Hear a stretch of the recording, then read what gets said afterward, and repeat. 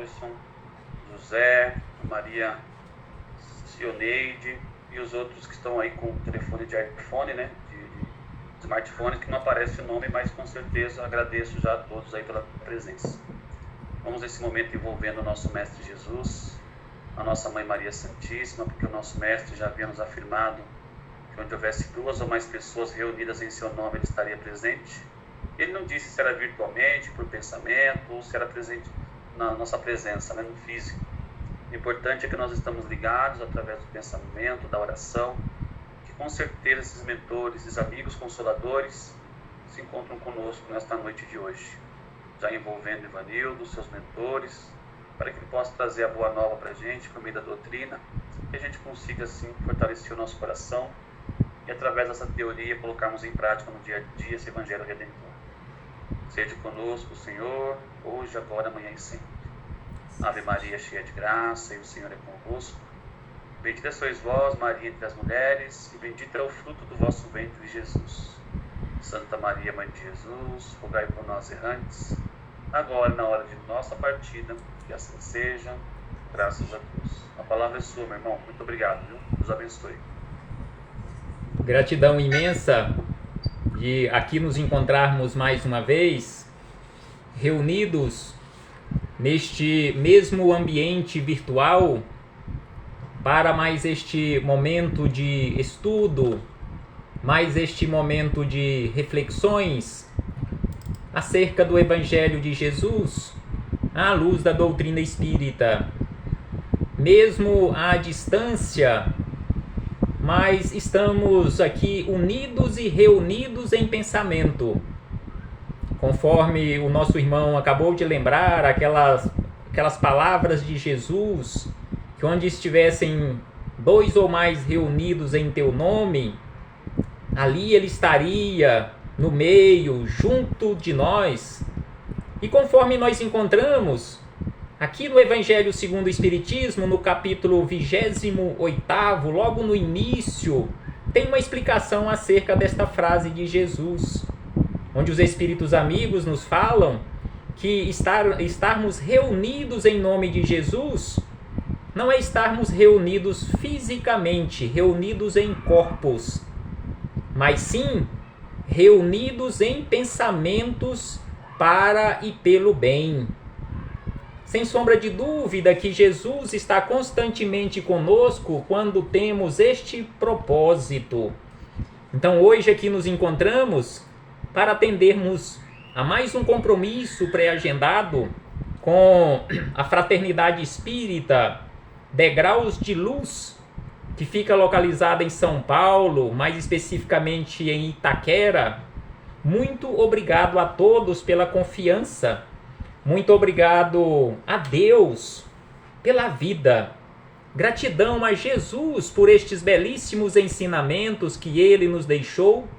Gratidão aos Espíritos amigos pelo amparo, pela proteção, pela assistência que sempre tem nos dado ao longo da nossa trajetória. Gratidão a todos vocês que aqui se fazem presentes nestas páginas virtuais para juntos estudarmos o Evangelho do Senhor. Sejam todos bem-vindos, sejam todas bem-vindas.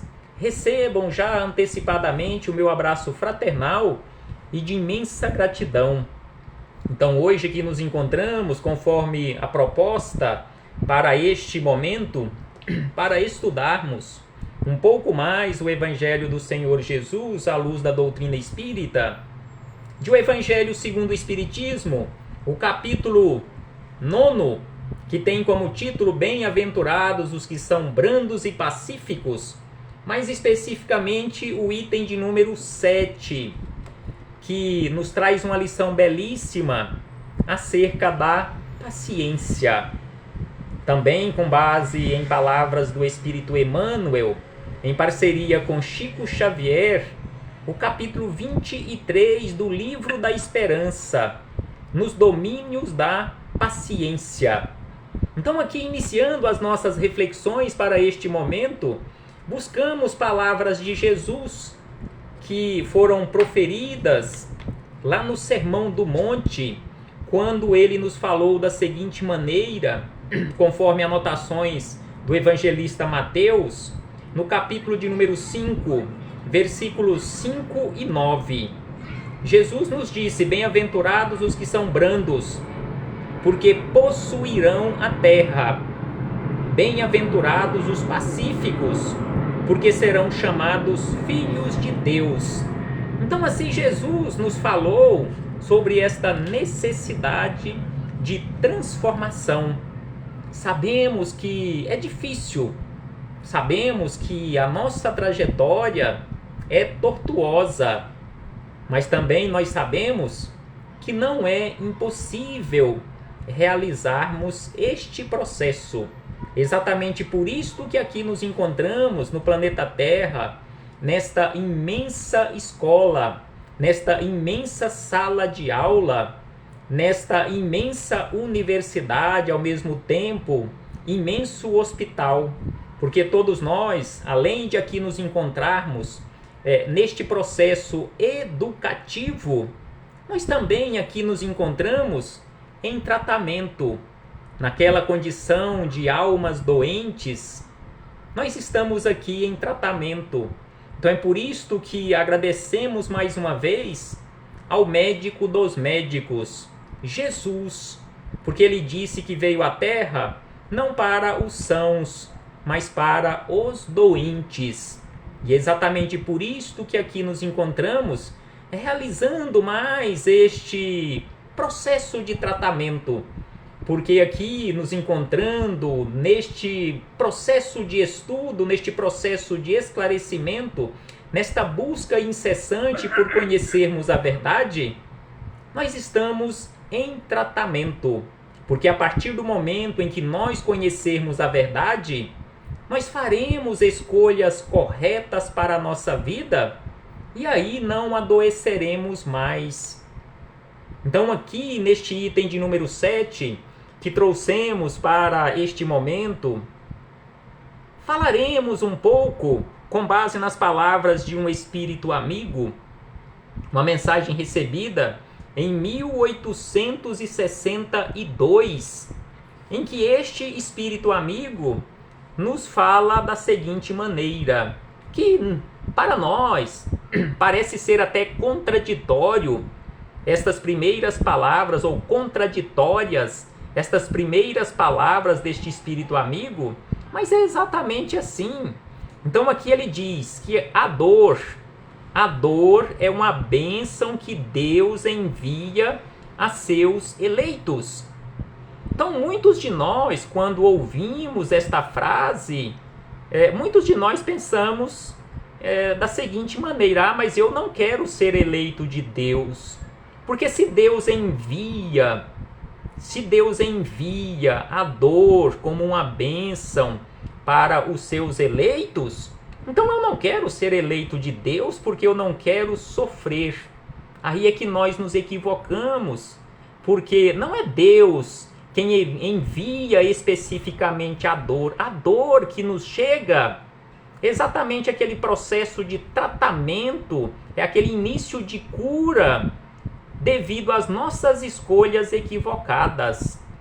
Porque os espíritos amigos nos esclarecem que quando estamos sofrendo, nós precisávamos ficar felizes, porque estamos perto de sair daquele processo de sofrimento, estamos próximos ou mais próximos da cura.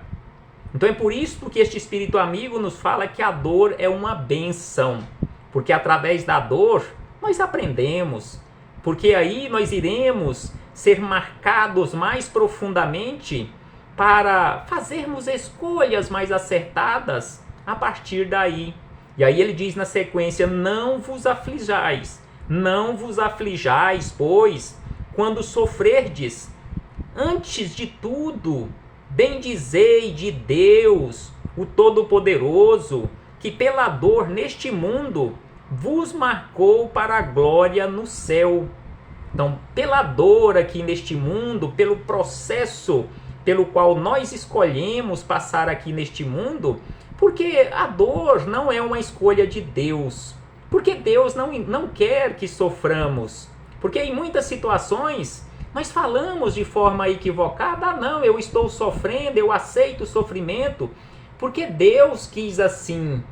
Não, neste caso esta frase está errada, porque não foi Deus quem quis assim, porque Deus não quer que soframos. Quando estamos sofrendo, fomos nós quem escolhemos. Então, quando nós sofremos, é exatamente o resultado das nossas escolhas equivocadas. Ao contrário do que nós, via de regra, falamos, que foi Deus quem quis assim, Deus não quis, mas Deus permitiu. Porque Deus permite, até certo ponto, Deus respeita o nosso livre-arbítrio. Então, se nós fizemos escolhas equivocadas, arcaremos com as consequências. Mas mesmo assim, este arcar com as consequências, nós recebemos a dor, o sofrimento, como esta lei do retorno, mas só que esta dor vem acompanhada da misericórdia de Deus. Porque se não fosse a misericórdia de Deus, com certeza nós sofreríamos muito mais. E aí este espírito amigo nos diz da seguinte maneira: sede pacientes, porque a paciência também é uma caridade, e deveis praticar a lei de caridade ensinada pelo Cristo, enviado de Deus. A caridade, que consiste na esmola dada aos pobres, é a mais fácil de todas. Então aqui ele nos chama a atenção, nos conclama para sermos pacientes, porque a paciência é uma caridade e devemos praticar a caridade ensinada por Jesus, exemplificada por Jesus. E ainda ele lembra que a caridade que consiste em dar uma esmola, a caridade material, esta é a mais fácil de todas. Conforme nós encontramos na questão 886 de O Livro dos Espíritos, quando Kardec questionou os espíritos amigos sobre a caridade segundo entende Jesus, eles nos responderam acerca da benevolência, acerca da indulgência, acerca do perdão das ofensas, que é a caridade mais difícil de ser praticada, que é a chamada caridade moral, em que nós não precisamos de recursos amoedados para praticarmos esta caridade moral. Porque para praticarmos a benevolência, para sermos verdadeiramente bons, não precisamos de recursos materiais. Para praticarmos a indulgência, não precisamos de recursos materiais. Para praticarmos o perdão verdadeiro, não precisamos de recursos materiais. É por isto que esse espírito amigo nos chama a atenção que aquela caridade que consiste em dar uma esmola, essa é a mais fácil de todas, porque é a caridade material. Outra há, ele diz, outra caridade há, porém, muito mais penosa, muito mais difícil de ser praticada, consequentemente muito mais meritória. Então aqui ele nos fala de uma outra caridade que é muito mais difícil de ser praticada. No entanto, quando nós a praticamos ou quando nós a praticarmos, teremos muito mais mérito. E aí ele acrescenta que esta caridade é exatamente a de perdoarmos aos que Deus colocou em nosso caminho para serem instrumentos do nosso sofrer e para nos porem à prova a paciência. Então aqui ele nos chama a atenção que precisamos aprender a praticar a caridade em perdoarmos aqueles que Deus colocou no nosso caminho para serem instrumento de sofrimento para nós. E neste caso também instrumento de educação da nossa paciência. E aí esse espírito amigo diz na sequência: a vida é difícil. Então ele lembra que ele sabe perfeitamente que a vida aqui na Terra é muito difícil, bem o sei. Compõe-se de mil nadas, que são outras tantas picadas de alfinete, mas que acabam por ferir. Então, um alfinete, por mais fina que tenha ali a sua ponta, várias picadas no mesmo local vai acabar causando ali uma ferida, que é exatamente o que ele chama atenção. Se, porém, atentarmos em relação aos deveres que nos são impostos, nas consolações e compensações que, por outro lado, recebemos, havemos de reconhecer que são as bênçãos muito mais numerosas do que as dores. Então aqui ele nos chama a atenção que nós precisamos prestar atenção nos nossos deveres, aqueles deveres que nos são impostos pela vida, aqui o viver natural, aqui no plano físico, nas consolações que nós recebemos durante a nossa trajetória, nas compensações que nós recebemos. E aí, se prestarmos atenção em relação a tudo isto, diz ele que nós chegaremos à conclusão de uma forma muito fácil que as bênçãos de Deus são muito mais numerosas na nossa vida do que as dores causadas não por Deus, mas pelas escolhas equivocadas que nós já fizemos ao longo da nossa trajetória e ainda continuamos a fazer escolhas equivocadas.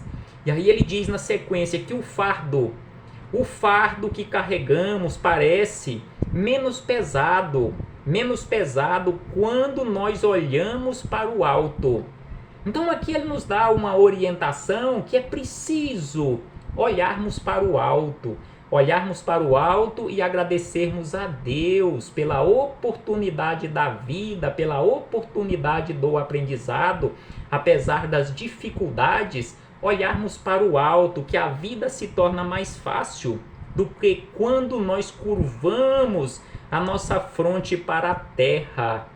Porque quando nós curvamos a fronte para a terra e ficamos reclamando, ficamos lamentando, sem sombra de dúvida que o fardo se torna mais pesado. E aí este espírito amigo encerra esta mensagem dizendo o seguinte, nos conclamando: coragem, amigos.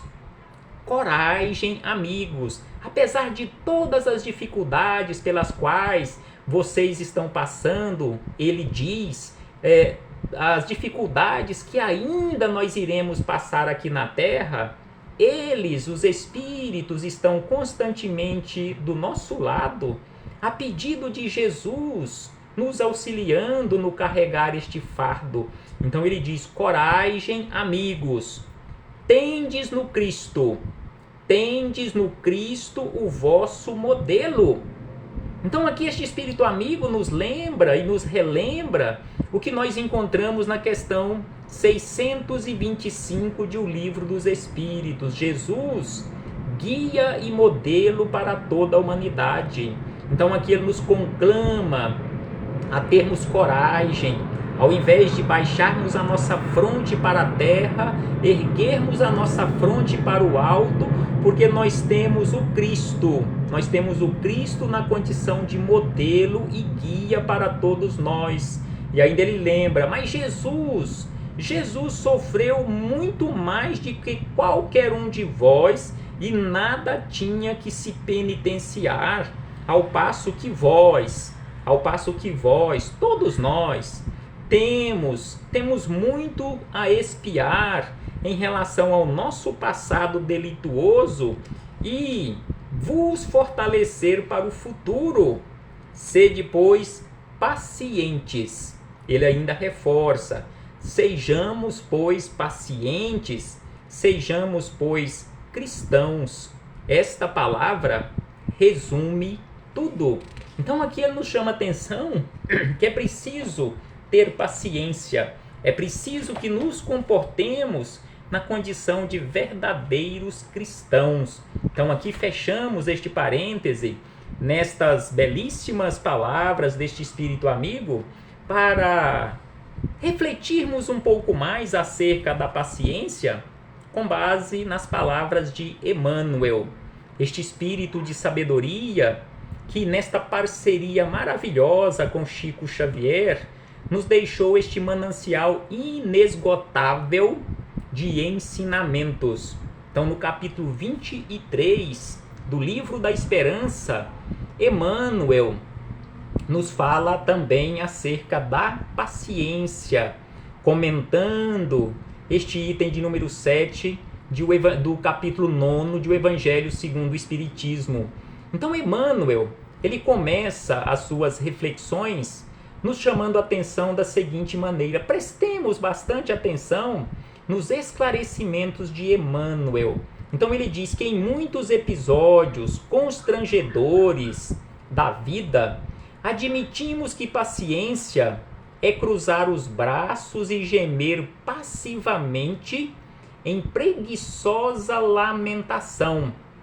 Então aqui ele nos chama a atenção que muitos de nós, quiçá a maioria, em muitos episódios constrangedores aqui da vida, nós admitimos e nós classificamos a paciência como aquele ato de cruzar os braços, reclamar da vida, gemer passivamente em preguiçosa lamentação, sem nada fazer.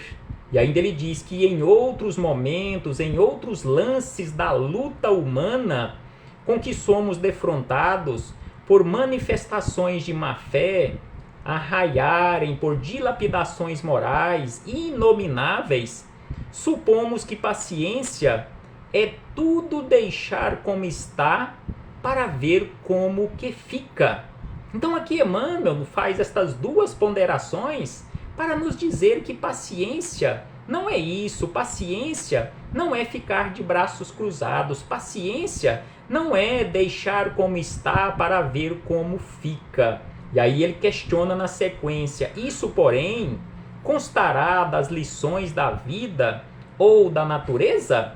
Será que a natureza age desta forma? Será que a natureza fica simbolicamente de braços cruzados? Será que a natureza ou as coisas que estão no meio da natureza, lá na natureza, será que age desta forma, deixando como está para ver como fica?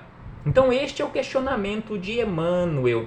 E aí ele cita na sequência como indicativo deste meio, deste processo pelo qual age na natureza de forma, digamos assim, instintiva, ele cita as células do nosso corpo. Então ele diz o seguinte, que as células orgânicas, quando ocorrem acidentes ao veículo físico, estabelecem processos de defesa, trabalhando mecanicamente na preservação da saúde corpórea, enquanto isso lhe é possível. Então, quando nós sofremos um acidente, as células do nosso corpo trabalham enlouquecidamente para salvarem a nossa vida. Em um processo de hemorragia, por exemplo, através de um ferimento, as células naquela região vão trabalhar desesperadamente, conforme ele fala aqui, de forma instintiva, de forma mecânica, para uma coagulação do sangue, por exemplo, para não cessar as funções orgânicas do corpo físico. E aí ele diz que vegetais humildes na natureza, devastados no tronco, não renunciam à capacidade de resistência e, enquanto dispõem das possibilidades necessárias, regeneram os próprios tecidos, preenchendo a finalidade ou as finalidades a que se destinam.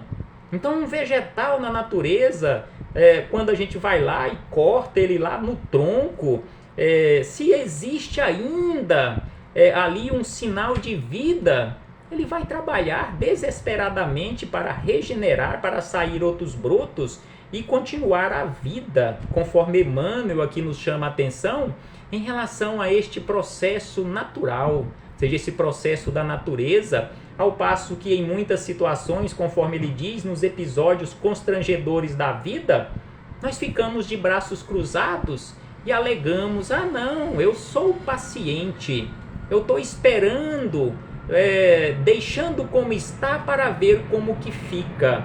E aí Emmanuel nos chama a atenção que isto não é paciência. Isto tem um nome muito diferente, que é o que ele diz na sequência, que paciência não é conformismo.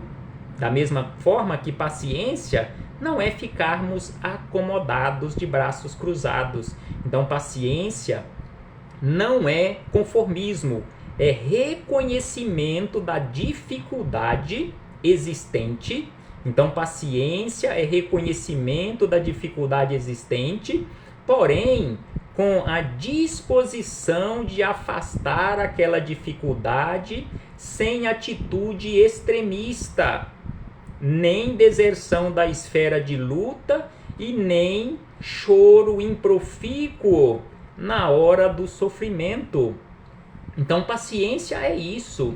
Paciência não é conformismo, é reconhecermos a dificuldade ou as dificuldades existentes, mas ter aquela disposição, agindo com paciência, ter aquela disposição de continuar trabalhando, mas sem nenhum ato extremista para afastar aquela dificuldade e também sem aquele desejo de sair da vida, por exemplo, através do suicídio, mas agindo constantemente para resolver o problema. E aí Emmanuel nos chama a atenção: sejam como sejam os entraves e as provações, a paciência descobre o sistema de removê-los. Então, sejam quais sejam os problemas, agindo com paciência, nós iremos descobrir como resolver esses problemas. Em assim nos externando, não nos referimos, aqui Emmanuel nos fala acerca dele mesmo ou acerca da espiritualidade, em assim nos externando ou em assim falando, não nos referimos à complacência culposa, que deita um sorriso carinhoso para a leviandade, fingindo ignorá-la. Reportamo-nos à compreensão que identifica a situação infeliz e articula meio de solucionar os problemas sem alardear superioridade. Então aqui Emmanuel nos fala como funciona a paciência. Então aqui, paciência, ele nos esclarece que significa também compreensão. Compreensão que identifica a dificuldade, mas que articula todos os meios para solucionar o problema sem alardear superioridade em momento algum. E encerrando as nossas reflexões, Emmanuel ainda nos diz que paciência no fundo é resignação quando as injúrias sejam proferidas contra nós em particular.